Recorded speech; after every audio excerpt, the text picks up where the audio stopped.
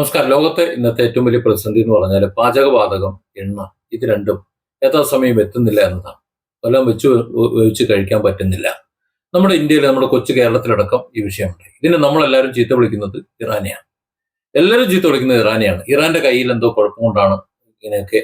Iran Hormuz കടലിടുക്കിലൂടെ ഇങ്ങോട്ട് എണ്ണ വിടാത്തത് കൊണ്ടാണ് നമ്മളൊക്കെ പട്ടിണി കിടക്കേണ്ട സാഹചര്യം വരുന്നതെന്ന് പറയുന്നത്.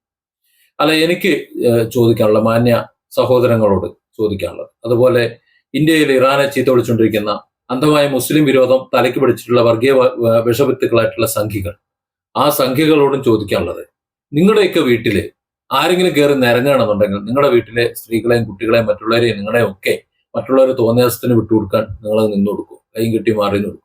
അതോ അവന്മാരെയൊക്കെ അരച്ച് കലക്കി കടലിൽ ഒഴുക്കാൻ പറ്റുന്നുണ്ടെങ്കിൽ ഒഴുക്കുമോ? എന്തെങ്കിലും ചെയ്യുക? അങ്ങനെ ഒന്ന് ചിന്തിച്ച് നോക്ക്. അവനവന്റെ വീട്ടിലേക്ക് മറ്റൊരുത്തൻ കയറി നിരങ്ങാൻ വന്നു കഴിഞ്ഞാൽ നിങ്ങൾ പൂവിട്ട് പൂജിച്ച് അവർക്ക് വേണ്ട എല്ലാ സൗകര്യവും, അവരെന്ത് തോന്നിയാസം കാണിക്കുകയാണെന്ന് വെച്ചാൽ അതൊക്കെ ചെയ്യാൻ അനുവദിച്ചു കൊടുത്തിട്ട് മാറിയിരിക്കണം നിങ്ങൾ ചെയ്യുക. ഇറാൻ ആണത്തമുള്ള ആമ്പിറുള്ള രാജ്യമാണ്. അവരുടെ രാജ്യത്തേക്ക് ആരെങ്കിലും കടന്നു കയറി ആക്രമിച്ചു കഴിഞ്ഞാൽ അവർ തിരിച്ചടിക്കും. അതന്നെയല്ലേ അവർ ചെയ്യുന്നുള്ളൂ. ഇറാനെ സംബന്ധിച്ചിടത്തോളം ഇറാൻ ആരുടെ മേലെ കയറാൻ പോയില്ല. ഇസ്രായേലിന്റെ മേലെ കയറാൻ പോയില്ല, അമേരിക്കയുടെ മേലെ കയറാൻ പോയില്ല, അയൽപക്കത്തെ മറ്റ് രാജ്യങ്ങളോ അല്ലെങ്കിൽ അമേരിക്കയുടെ സഖ്യകക്ഷികളായിട്ടുള്ള ഏതെങ്കിലും രാജ്യത്തിന്റെയോ ആരുടെയും തോളിൽ കയറാൻ പോയില്ല. അവരവരുടെ പാടെ വിധി എന്ന് പറഞ്ഞിട്ട് അവിടെ കഴിഞ്ഞു പോകുന്നത്. എല്ലായിരുന്നു അതിന്റെ സത്യം. ഇത് പറയാൻ എന്താണ് എല്ലാവർക്കും ഒരു മടി?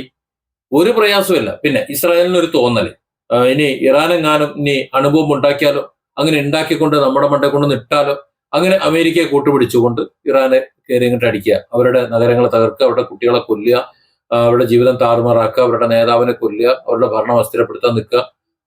അല്ല, തോന്നിയാസമല്ലേ ഇത്? ഇതിനെയാണ് തോന്നിയാസം എന്ന് പറയുന്നത്. അങ്ങനെ ആര് കയറി അടിച്ചു കഴിഞ്ഞാലും അവർ തിരിച്ചടിക്കും. അങ്ങനെ തിരിച്ചടിക്കുമ്പോൾ കണ്ണും പൂട്ടിയുള്ള അടിയായിരിക്കും. അതാണ് ഇപ്പൊ ചെയ്തുകൊണ്ടിരിക്കുന്നത്.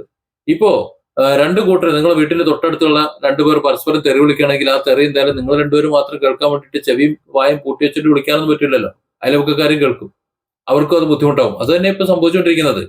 ഹോർമൂസ് കടലിടുക്കിലൂടെ കപ്പലുകൾക്ക് പോരാൻ പറ്റുന്നില്ല എന്നാണ് ഇതുവരെയുള്ള പരാതി. സത്യം എന്താണെന്ന് ഇപ്പോ അബ്ബാസ് അരാച്ചി പറഞ്ഞിട്ടുള്ളത്, അമേരിക്കയ്ക്കും ഇസ്രായേലിനും അവരുടെ സഖ്യകക്ഷികളും അല്ലാത്ത മറ്റാരുടെയും കപ്പലുകൾ അതുവഴി പോകുന്നതിന് ഞങ്ങൾക്ക് ഒരു തടസ്സവും ഇല്ല. അവരുമായിട്ട് ഞങ്ങൾക്ക് യാതൊരു പ്രശ്നമില്ല. അങ്ങനെ വരുമ്പോൾ ഇന്ത്യയുമായിട്ട് യാതൊരു പ്രശ്നമില്ല. ഇന്ത്യ ഇറാനെ അടിക്കാൻ പോകുന്നില്ല, മറ്റു കാര്യങ്ങൾക്കൊന്നിനും പോകുന്നില്ല. ഒരു കാര്യവുമില്ലാതെ ഇറാനെ കയറി ആക്രമിക്കല്ലേ ചെയ്തത്. അവർ അനുഭവം ഉണ്ടാക്കുകയോ അവരെന്തുണ്ടാക്കുകയോ ചെയ്താൽ എന്താ കാര്യം? ആരത് അന്വേഷിക്കേണ്ട ആവശ്യം? ഇസ്രായേലിന്റെ കയ്യിലാണ് ബോംബില്ലേ? അമേരിക്കയുടെ കയ്യിലില്ലേ? അവരുടെ രണ്ടുപേരുടെയും കയ്യിൽ ഉള്ളിടത്തോളം ആയുധങ്ങൾ വേറെ ലോക രാജ്യങ്ങളിൽ ആരുടെ കയ്യിലാണ് ഉള്ളത്? അവരുടെ രണ്ടുപേരും ഈ ലോകരാജ്യങ്ങളിൽ മറ്റുള്ളവരെ കൊന്നൊടുക്കിയത്, വംശീയമായിട്ടായാലും അല്ലാതെയായാലും കൊന്നൊടുക്കിയതിനോളം വേറെ ഏത് രാജ്യമാ വംശഹത്യ നടത്തിയിട്ടുള്ളത്, അല്ലെങ്കിൽ ജനങ്ങളെ കൊന്നൊടുക്കിയിട്ടുള്ളത്, ഭീകരവാദം നടത്തിയിട്ടുള്ളത്? എന്നിട്ട് ഇവർ രണ്ടുപേരും കൂടി പുണ്യാളച്ചൻ ചമഞ്ഞുകൊണ്ട് ബാക്കിയുള്ളവരുടെ മണ്ടയിൽ സമാധാനം പറഞ്ഞുകൊണ്ട് കുതിര കയറി അവരുടെ ആഭ്യന്തര കാര്യങ്ങളെ തലയിട്ടുകൊണ്ട് ജനജീവിതവും അവരുടെ സാധാരണക്കാരുടെ ജീവിതം തടസ്സപ്പെടുത്തുക, രാജ്യത്തെ അസ്ഥിരപ്പെടുത്തുക, ഇതെല്ലാം ചെയ്തുകൊണ്ടിരിക്കുന്നത്. ഇറാൻ പിന്നെ എന്താ ചെയ്യേണ്ടത്? ഇവരെയൊക്കെ പൂവിട്ട് പൂജിക്കണം, അവർ പറയുന്നത് കേട്ടങ്ങട്ട് ജീവിക്കണം? ഒരിക്കലും അവർക്ക് ചെയ്യില്ല. ആണത്തമുള്ള ഒരാളും ചെയ്യില്ല. അത് ഇന്ത്യ ആയാലും ചെയ്യില്ല. ഇന്ത്യ ചെയ്യില്ല എന്നുണ്ടെങ്കിൽ ഇറാനോട് ചെയ്യാൻ പറയരുത്, അത്രേ ഉള്ളൂ. ഇന്ത്യ അത് ചെയ്യുമായിരുന്നുണ്ടെങ്കിൽ പാകിസ്ഥാൻ എന്ന് പറയുന്ന ഒരു രാജ്യം, അവർക്ക് അവരുടെ കാര്യം നോക്കി നിന്നാൽ മതിയല്ലോ. അവർക്ക് ഇന്ത്യയുടെ ഉള്ളിൽ കയറി ഭീകരപ്രവർത്തനം നടത്തേണ്ട ആവശ്യമുണ്ടോ? ഇന്ത്യന്റെ ഉള്ളിൽ കയറിയിട്ട് മതം നോക്കിയാലും ജാതി നോക്കിയാലും മുണ്ടുപൊക്കി നോക്കിയാലും അവരെ മതത്തിന്റെ പേരിലായാലും ജാതിയുടെ പേരിലായാലും വെടിവെച്ച് കൊല്ലാൻ പാടുണ്ടോ? ഭീകരവാദം നടത്താൻ പാടുണ്ടോ? അങ്ങനെ ഭീകരവാദ പ്രവർത്തനം നടത്തിയാൽ ഇന്ത്യ കൈയും കിട്ടി നോക്കിയിരിക്കണമെന്നുണ്ടോ? നോക്കിയിരുന്നിട്ടുണ്ടോ? നോക്കിയിരിക്കുവോ? നോക്കിയിരിക്കില്ല. കൊടുക്കും. ഇങ്ങോട്ട് കിട്ടുന്നതിനേക്കാൾ നല്ല രീതിയിൽ കൊടുക്കും. അതാണ് ഇന്ത്യ കൊടുത്തത്. അവർ ഇന്ത്യക്ക് മേൽ ആണവായുധമോ അല്ലെങ്കിൽ മറ്റായുധമോ പ്രയോഗിക്കും എന്ന് കണ്ടപ്പോ, അല്ലെങ്കിൽ അതിനുള്ള സാധ്യത കണ്ടപ്പോ നേരെ കൊടുത്തു. അത് ഇങ്ങോട്ട് ആക്രമിച്ചതിന് ശേഷമാണ്. അതൊന്നും അനക്കാൻ പറ്റാത്ത വിധം അങ്ങോട്ട് പൊളിച്ചടിക്കാൻ ഇട്ട് കൊടുത്തു ഇന്ത്യ. അത് തന്നെയല്ലേ ഇറാനും ചെയ്യുന്നത്. അവർക്ക് പറ്റുന്ന രീതിയിൽ അവർ ചെയ്യുന്നു. അവരുടെ രാജ്യത്തേക്ക് കടന്നു കയറി ആക്രമിച്ചതാരാ? ഇസ്രായേലാണ്. ആദ്യത്തെ മിസൈൽ, അത് ഡ്രോൺ ആയാലും എന്തായാലും വന്നു വീണത് ഇസ്രായേലിലേക്കല്ല, ഇറാനിലേക്കാണ് വന്നു വീണത്. ഇസ്രായേൽ ഇറാനിലേക്കാണ് അയച്ചത്. അങ്ങനെ അയച്ചതിന് സപ്പോർട്ടായിട്ട് അമേരിക്ക കൊണ്ടുവന്നിട്ടെടുത്തു. അതിന്റെ കാരണമൊക്കെ നമുക്ക് എല്ലാവർക്കും അറിയാം. ഇറാനിലുള്ള എണ്ണ സമ്പത്തും അവരുടെ സമ്പത്തും എല്ലാം അമേരിക്കയ്ക്ക് വേണം. അല്ലെങ്കിൽ ലോക രാജ്യങ്ങളിൽ എവിടെയൊക്കെ സമ്പത്തുണ്ടോ, എവിടെയൊക്കെ ധാതു സമ്പത്തുകളുണ്ടോ, അതെല്ലാം കൈയടക്കി വെക്കണം. അതൊക്കെ നിയന്ത്രിക്കുന്നത് നമ്മളാകണം എന്നുള്ള ഒരു നിയന്ത്രണം അമേരിക്കയുടെ മണ്ടയിലുണ്ട്. അതുകൊണ്ടാണ് ഈ ലോകത്തെ സകല ബിസിനസ്സുകളും ഡോളറിൽ വേണമെന്ന് അവർ ആവശ്യപ്പെടുന്നത്. ഇന്ത്യയോടുള്ള കലിപ്പ് തുടങ്ങാൻ കാരണം എന്താ? ഇന്ത്യ അത് ഇന്ത്യൻ രൂപയിൽ റഷ്യയുമായിട്ട് ഇടപാട് നടത്തുന്നു. ഇനി മിഡിൽ ഈസ്റ്റുള്ള രാജ്യങ്ങളിൽ അവിടുത്തെ ഏറ്റവും ശക്തമായിട്ടുള്ള ഒരു കറൻസിയുമായി ബന്ധപ്പെട്ട് ഡോളറിനെ മാറ്റിവെച്ചിട്ട് ഈ രാജ്യങ്ങളെല്ലാം കൂടി ഇടപാട് നടത്താൻ പോകുന്നു. ഇപ്പൊ ചൈനയെ സംബന്ധിച്ചാണെങ്കിൽ ചൈനയും ഇറാനും തമ്മിൽ അങ്ങനെ ഇടപാട് നടത്തുന്നു. അപ്പോൾ ഡോളറുമായി ബന്ധപ്പെട്ട് ബിസിനസ് ചെയ്യാത്ത മുഴുവൻ രാജ്യങ്ങളെയും തകർക്കാൻ ശ്രമിക്കും. അതുകൊണ്ടാണ് പാകിസ്ഥാനെ കൂട്ടുപിടിച്ചുകൊണ്ട് ഇന്ത്യക്ക് മേൽ പോലും താരിഫ് നിയന്ത്രണം പോലും കൊണ്ടുവന്നത്, ഇന്ത്യയെ തകർക്കാൻ വേണ്ടിയിട്ട്. ഇവിടെ ഇറാൻ എന്ന് പറയുന്നത് മറ്റുള്ളവരുടെ താളത്തിന് തുള്ളിക്കൊടുക്കുന്ന ഒരു രാജ്യമല്ല. അവരെ സംബന്ധിച്ചിടത്തോളം അവരുടെ ആഭ്യന്തര സുരക്ഷ അവർക്ക് നോക്കേണ്ടതുണ്ട്. അവർക്ക് അവരുടെ കഴിവും അവരുടെ സമ്പത്തും അല്ലെങ്കിൽ അവരുടെ എല്ലാം അവർക്ക് കൃത്യമായി ബോധ്യമുണ്ട്. അവരാരെയും കടന്നാക്രമിക്കുന്നില്ല, സമാധാനപൂർവ്വം അവർ ജീവിച്ചു പോകുന്നവരാ. ആഭ്യന്തര പ്രശ്നങ്ങൾ അവർക്ക് ഉണ്ടാകാം, പക്ഷെ അത് മറ്റുള്ളവർ കയറി ഇടപെടേണ്ട ആവശ്യമില്ല. ഇറാനിൽ എന്ത് ആഭ്യന്തര പ്രശ്നം നടന്നു കഴിഞ്ഞാലും അത് അവർ നോക്കിക്കോളും. അങ്ങനെയാണല്ലോ ഇന്ത്യക്കുള്ളിലെ ആഭ്യന്തര പ്രശ്നങ്ങൾ നമ്മളല്ലേ നോക്കുക, നമ്മളല്ലേ കൈകാര്യം ചെയ്യുക. അത് മറ്റേതെങ്കിലും രാജ്യത്തെ, ഇപ്പൊ പാകിസ്ഥാനെയോ ചൈനയോ അമേരിക്കയോ മറ്റേതെങ്കിലും രാജ്യത്തെ നമ്മൾ അതിനെ അനുവദിക്കുമോ? നമ്മൾ നമ്മുടെ ഭാഗത്ത് നിന്ന് ചിന്തിച്ചാൽ പോരെ.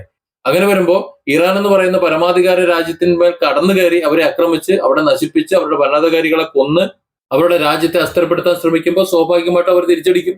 ആ തിരിച്ചടി ഈ അടിക്കുന്നവർക്ക് മാത്രമല്ല, അവരെ അതിന് സഹായിക്കുകയോ അല്ലെങ്കിൽ അവരുമായി സഖ്യം ചേർന്ന് നിൽക്കുന്നവർക്കും ഒക്കെ കിട്ടും. അതാണ് സൗദി അറേബ്യക്കായാലും യു എക്കായാലും ഖത്തറിനായാലും എല്ലാവർക്കും കിട്ടിക്കൊണ്ടിരിക്കുന്നത്. ഇവിടെയൊക്കെ അമേരിക്കൻ ബേസുകളുണ്ടല്ലോ. ആ അമേരിക്കൻ ബേസുകൾ എന്ന് പറഞ്ഞാൽ അവരുടെ സുരക്ഷിതത്വം മാത്രമല്ല, അവിടെ നിന്നുകൊണ്ട് ഇറാൻ അത് ഭീഷണിയുമാണല്ലോ. ഇറാനെ ഓൾറെഡി അമേരിക്കയും ഇസ്രായേലും ആക്രമിച്ചുകൊണ്ടിരിക്കുന്നുണ്ട്. അതുകൊണ്ട് തന്നെ അവരുടെ താവളങ്ങൾ പരിസരത്ത് എവിടെയുണ്ടോ അതിനെയൊക്കെ പറ്റുന്ന രീതിയിൽ ആക്രമിച്ചുകൊണ്ടിരിക്കും. അതിനർത്ഥം ഇറാൻ മാത്രം ഇവിടെ വിജയിച്ചുകൊണ്ടിരിക്കുന്നു എന്നല്ല, അവർക്ക് വലിയ പരാജയം ഉണ്ടാകും. കാരണം പ്രതിരോധ സംവിധാനങ്ങൾ ഇല്ലാത്ത ഒരു രാജ്യമാണ് ഇറാൻ എന്ന് പറയുന്നത്.